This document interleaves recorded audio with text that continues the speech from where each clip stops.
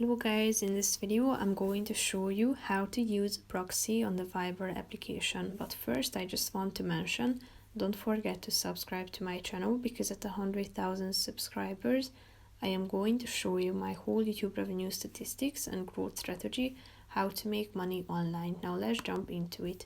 First of all, open the application on your phone, then click on the More button down below on the right side corner of the screen.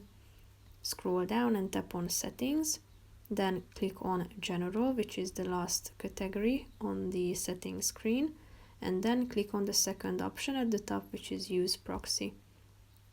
Tap on this button at the top of the page on the right side next to Use Proxy, and here you have 6 types you can choose from.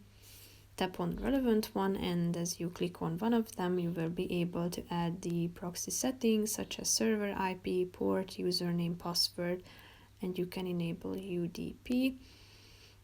Proxy servers may degrade the quality of your calls, as it says down below. So basically that's it for this video guys. See you in the next one. Bye bye.